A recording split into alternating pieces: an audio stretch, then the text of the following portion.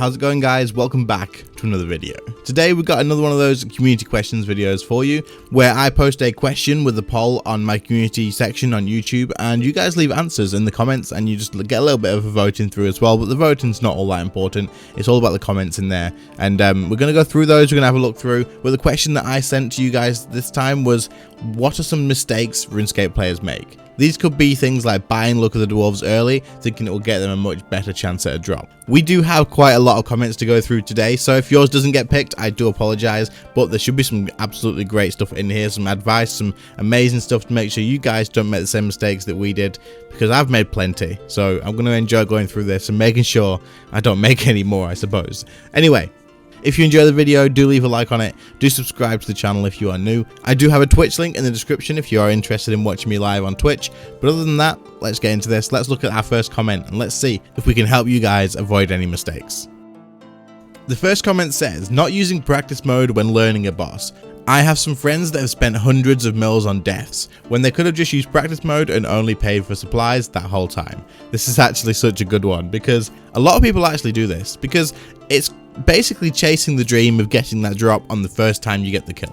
Now, a lot of people did this with Raksha when it came out. They were aware of the fact that Gricko was like 1.5 billion or something like that, and rather than going in practice mode and just learning that way and not risking all the money, they would go in, they would throw themselves at the boss over and over and over again in the normal instance, lose loads of money on Onyxes, lose loads of money on forgetting to have your Ring of Death on, and going to death and spending a load of money there as well. And eventually it's just like, either way, you're still in the same position. And let's be honest, you're not going to get Gricko on your first kill. The chance of that happening is so damn low. It is worth you going in practice mode, just trying it out, getting used to the boss, getting to a place where you are confident that you can go through that kill. Even if you only get one kill and you're like, okay, this is a lot easier now, I understand what I need to do. It just makes sense to use practice mode to begin with, and then all you have to lose is basically the food and the overloads, stuff like that, just the supplies like this person said. I did this though with Telos. I'm not going to lie to you guys, I did the exact same thing with Telos, chasing the fact that the Staff of Siliske was over 1 bill when I actually started learning Telos. I believe the Dormant was like something like 800, 900 mil even, and all I thought to myself was, but what if I get the Dormant Staff of Siliske? Just constantly, what if? What if I do though? But what if I do? And of course that's never happened. Even today I've never had a Dormant Staff of Siliske drop from Telos, and I am on like 900 kills now. So it just makes sense to do it in practice mode, not lose all that money that you definitely will lose, because I threw so many Onyxes in that Ring of Death while trying to learn Telos. And if I just done it in practice mode like I am at the moment when I'm trying to learn other stuff, it just makes sense to not waste that much money in hopes of a 1 kill count drop. So this is definitely a great one. Guys, if you're learning to do bosses, use practice mode. It's there for a reason. It's free for the instance. It is free for deaths. The only cost you will have is your supplies. The next comment says, staking at the duel arena. It does hurt people with gambling problems. The duel arena is something that I do make content on actually quite often for the staking videos that I do. However, I always mention in these videos, do not bother staking, do not come here unless you're in a position where you have nothing in the game that you need or that you're working towards. Because if you come here, chances are you're going to lose a lot of money. If you have tons and tons of extra money that you are never going to use, you have no idea what to use it on, and there's just nothing that you want to spend it on, then okay, it makes sense. Come here, enjoy yourself with the money you've got, but just be careful. Just keep in mind that this is super addicting. It is gambling, and it is just as addicting as going to say a casino and gambling that way, or using an online gambling site. It is the same sort of thing. This can be super addicting for some people that they literally spend thousands of pounds or dollars, depending where you're from, on buying more gold and then coming here and just losing it straight away.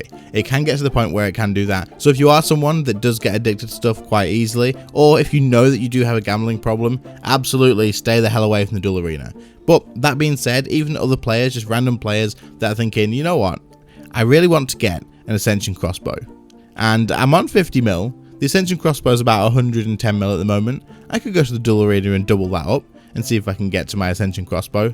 Don't do it. You'll lose. Chances are you're going to lose. You're going to lose your money, and you're going to end up nowhere near your Ascension crossbow anymore. This is not a way to get gear in the game. And even if you do go in and walk away stupidly rich, everybody I know that's done that instantly says, I wish I hadn't done it, because now I don't have to work towards anything. I've got the best in slot gear for absolutely every combat style, and I don't need to go and kill bosses anymore. I don't need to do this, I don't need to do that, and it kind of just ruined their experience. So, one, keep in mind how addicting this place is. 2, don't come here looking to increase your cash stack to try and get the next bit of gear, because chances are you'll lose it and you'll actually just be even further away. And 3, even if you do win big, chances are you're just going to feel burnt out as soon as you've done that, because there's just nothing else for you to work towards in game. And in all honesty, if Jagex removes the duel arena tomorrow, I can absolutely say that would be a good thing. Our next comment says, focusing too much on gaining most optimal GP an hour or experience an hour, to a point that you stop enjoying the actual game. This one is very important to me, and I actually am so happy there's someone that's put this in here and that I can share this with you guys. This is how I play the game. This is how I play.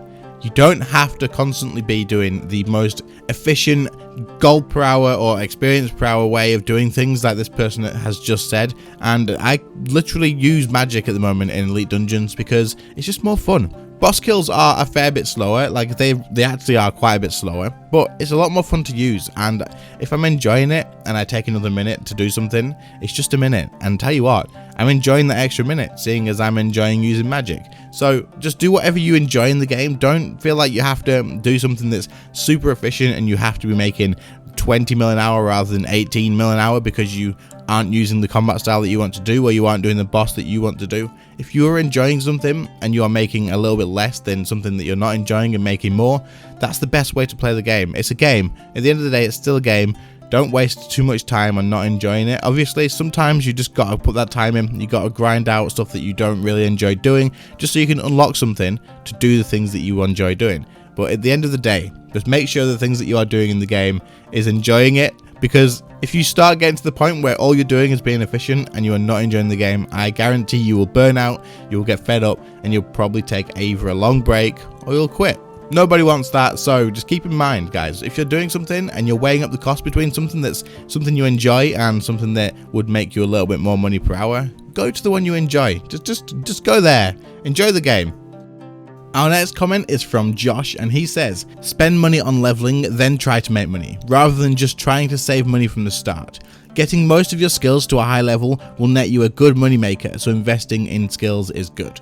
Okay, this is a really good tip for a lot of people, because a lot of people tend to do exactly what he's saying not to do. People seem to look at money making guides on YouTube and go, right, this makes me 6 mil an hour. I'm going to sit here for like 100 hours, get myself 600 mil, and happy days, I have loads of money. Now keep in mind though, 100 hours is a hell of a lot of time, and in that time you could have quite easily pushed your skills up a hell of a lot, and at that point, once the skills get to a higher level, rather than making 6 mil an hour, you could be making 15 mil an hour, 16 mil an hour, depending on what you're leveling up, of course, and depending on what you are doing.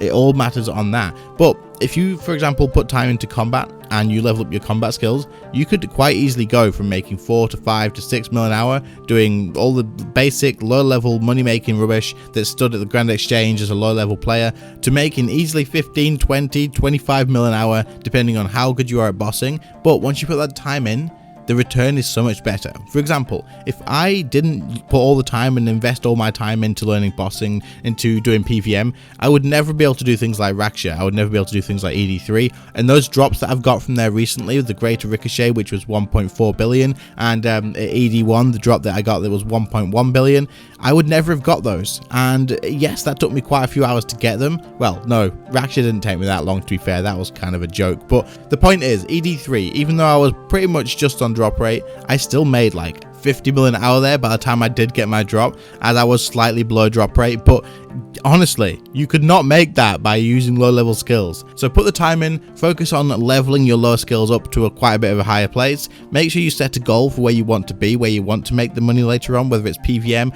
whether it's doing really good skilling methods and understanding how the market works. But leveling those skills up is going to unlock a wide range of stuff for you to do, and a hell of a lot more profit per hour stuff, and also a lot more enjoyable stuff as well. Who wants to stand at the Grand Exchange, cutting granite, processing freaking dragon hide into leather? It's just not fun. Make sure you level up your skills, invest in your character, and the returns will pay off.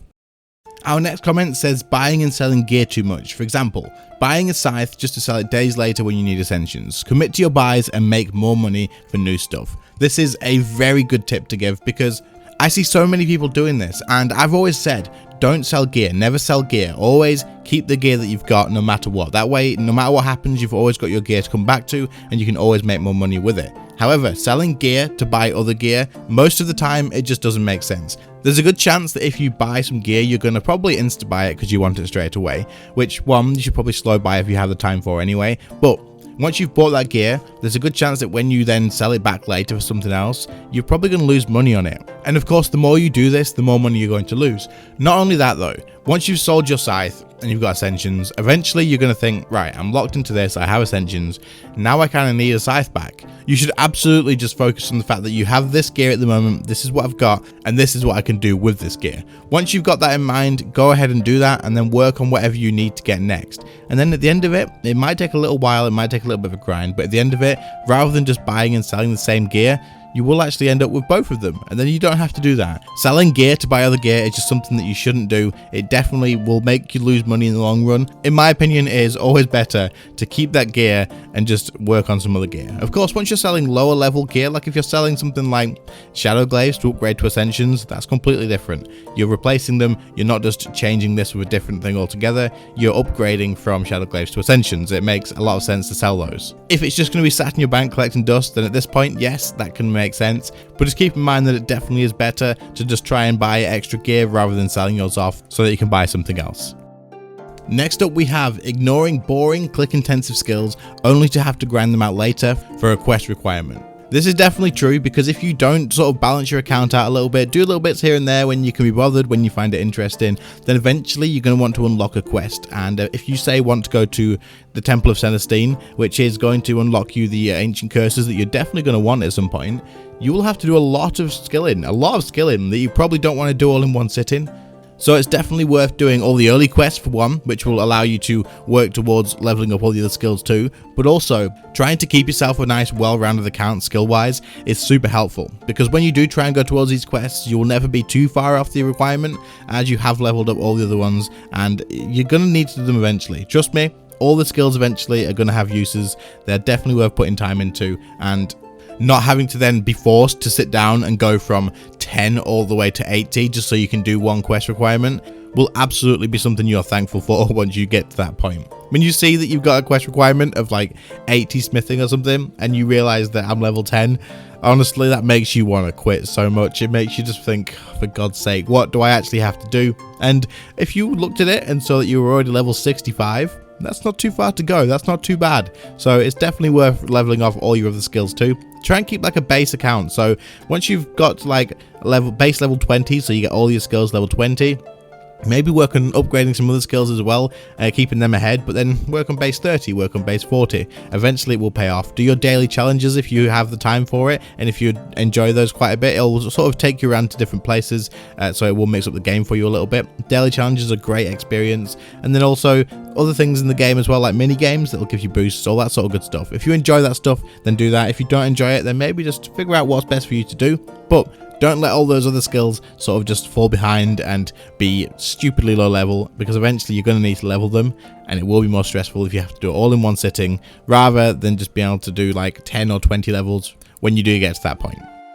Okay, well, I think that's probably enough for this video, as it has gone on quite a bit. There is quite a little bit of explaining on each of those points, but I hope that you guys have found something useful or interesting from this. And if you have any other things that you wish to share, if you maybe didn't get featured in this, then still come down to the comments, share yours there, as other people will still be able to scroll through and learn from those comments as well. Of course, all of us sharing our mistakes that we did and helping out new players is going to be just a positive thing. There's nothing negative to come from it.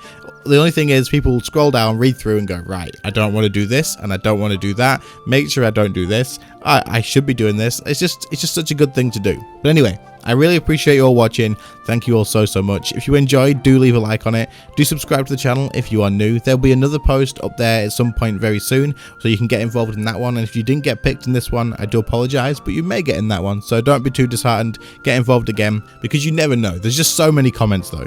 Anyway, last couple of things, Twitch link in the description. If you're interested in joining the channel and supporting a little bit extra while getting some perks, click the join button by the sub button. You can get some info from that there. And then if you want to get involved in the community even more, there's a Discord link as well. And not only that, if you want to join a clan, which is very active, then guest in the inits and ask for an invite there, or to stay as a guest. You're absolutely welcome as a guest too. Everyone is welcome, all levels, all skills, it doesn't matter. Absolutely, beginners, endgame people, you're all welcome. But anyway, guys, thank you all so much for watching. I really appreciate it, and I will see you all in the next one. See you later, guys. Bye.